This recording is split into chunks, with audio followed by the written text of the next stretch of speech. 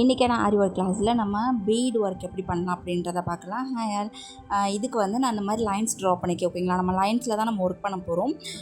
இதுக்கு வந்து நீங்கள் எந்த சைஸ் பீட்ஸ் வேணாலும் நீங்கள் யூஸ் பண்ணி ஸ்டிச் பண்ணி ப்ராக்டிஸ் பண்ணலாம் ஓகேங்களா. நான் வந்து 3 நம்பர் பீட் மட்டும்தான், அதாவது 3mm பீட்ஸ் மட்டும்தான் நான் யூஸ் பண்ணுறேன். நீங்கள் வந்து பேர்ல் பீட்ஸ்லேயே நீங்கள் ஒர்க் பண்ணலாம். அந்த மாதிரி பீட் இருக்குது, அந்த மாதிரி டிஃப்ரெண்ட் டைப்ஸ் ஆஃப் பீட்ஸ் இருக்குது. சேம் மெத்தட் இதே மாதிரி நீங்கள் ஸ்டிச் பண்ணி ப்ராக்டிஸ் பண்ணாலே போதும்.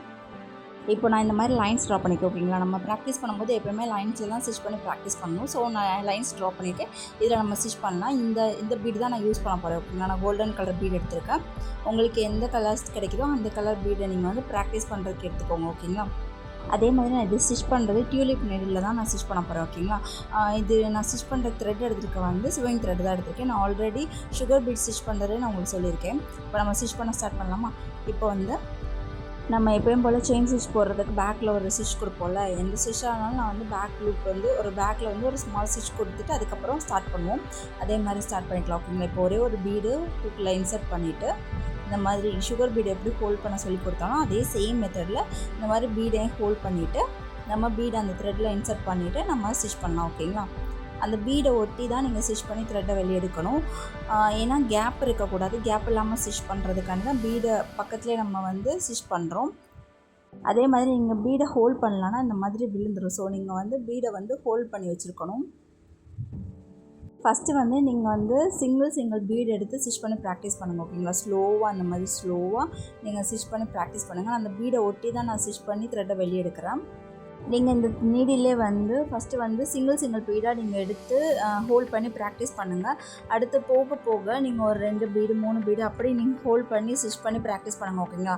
அப்போ தான் வந்து நம்ம பீட் நீடில் ஒர்க் பண்ணுறதுக்கு உங்களுக்கு ஈஸியாக இருக்கும். நீங்கள் இந்த மாதிரி ஃபஸ்ட்டு பிகினராக இருக்கிறவங்க ப்ராக்டிஸ் பண்ணிவிட்டு அதுக்கப்புறம் பீட் நீடில்லாம் நீங்கள் யூஸ் பண்ணிங்கன்னா உங்களுக்கு ஹேண்டில் பண்ணுறதுக்கு ரொம்பவே ஈஸியாக இருக்கும். நீங்கள் வந்து இந்த மாதிரி ப்ராக்டிஸ் பண்ணி ஸ்டிச் பண்ணும்போது த்ரெட்டு வந்து கட் ஆகும். நீங்கள் வந்து த்ரெட்டை வந்து டைட்டாக ஹோல்ட் பண்ணியிருந்தீங்கன்னா த்ரெட்டு கட் ஆக சான்ஸ் இருக்குது. அதனால் நீங்கள் வந்து ஸ்லோவாக நீங்கள் வந்து ஸ்டிச் பண்ணி ப்ராக்டிஸ் பண்ணுங்கள் ஓகேங்களா. இந்த வீடியோவில் நான் எப்படி ஸ்டிச் பண்ணியிருக்கணும் அதே மாதிரி இந்த லைனில் பீடை ஒட்டி தான் ஸ்டிச் பண்ணணும் சரிங்களா. தள்ளி கேப் விட்டுலாம் நம்ம ஸ்டிச் பண்ணக்கூடாது. நம்ம உள்ளே இருக்க த்ரெட்டு அந்தளவுக்கு தெரியாத அளவுக்கு நம்ம ஸ்டிச் பண்ணுற மாதிரி பார்த்துக்கணும் ஓகேங்களா. சுகர் பீடு வந்து நம்ம எதுவுமே 2 பீடு வச்சு ஸ்டிச் பண்ணுவோம் ஓகேங்களா. நான் ஆல்ரெடி வீடியோவில் சுகர் பீடு கிளாஸில் வந்து நான் சொல்லி கொடுத்துருக்கேன்.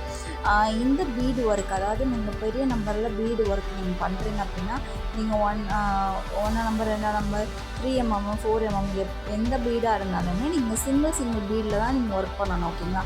ஏன்னா இது நம்ம வந்து நீங்கள் அவசரப்பட்டு ஒரு 2 பீடு 3 பீடு கொடுத்தீங்கன்னா நீங்கள் ஃப்ரேமில் ஃபிக்ஸ் பண்ணி நம்ம ஸ்டிச் பண்ணும்போது நம்மளுக்கு அந்த ஒரு மோட்டிவ் டிசைன் பண்ணுறீங்க அப்படின்னா அது ரொம்ப பார்க்குறதுக்கு ரொம்பவே அழகாக இருக்கும். அதே நீங்கள் ஃப்ரேம்லேருந்து ஃபேப்ரிக்கை ரிமூவ் பண்ணதுக்கப்புறம் அந்த டிசைனே வந்து ஸ்பாயில் ஆகிடும், அன்ஈவனாக இருக்கும். ஸோ நீங்கள் வந்து சிங்கிள் பீடில் தான் ஒர்க் பண்ணணும் கம்பல்சரி. இந்த மாதிரி பீட்ஸ்லேயே நிறைய வெரைட்டிஸ் இருக்குது, நிறைய கலர்ஸ் அவைலபிள் இருக்குது. பேர்ல் பீட்ஸ்லாம் இருக்குது ஓகேங்களா. காப்பர் கலரில் இருக்குது. ஸோ உங்களுக்கு எந்த மாதிரி உங்களுக்கு பட்ஜெட்டுக்கு ஏற்ற மாதிரி கிடைக்குதோ அதை எடுத்து நீங்கள் ப்ராக்டிஸ் பண்ணுங்கள். ஆரி ஒர்க் மெட்டீரியல்ஸை பொறுத்த வரைக்கும் நீங்கள் ப்ராக்டிஸ் பண்ணி இப்போ தான் பிகினராக இருக்கீங்க, ப்ராக்டிஸ் பண்ணுறதுக்கு மட்டும்தான் அப்படின்னா கம்மியான பட்ஜெட்டில் இன்வெஸ்ட் பண்ணுங்கள். இதை தான் நான் ஸ்டார்டிங்லேருந்தே சொல்லிகிட்ருக்கேன்.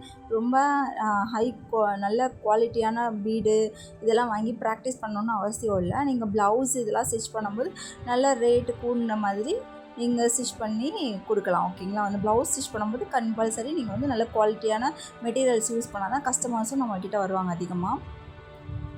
நீங்கள் செயின் ஸ்டிச் வந்து ப்ராக்டிஸ் பண்ணியிருந்தாலே இதெல்லாம் ரொம்ப ஈஸியாக இருக்கும். அதனால தான் நான் பேசிக்லேருந்து கற்றுக்கிட்டு வாங்கன்னு நான் உங்களுக்கு சொல்கிறேன் ஓகேங்களா.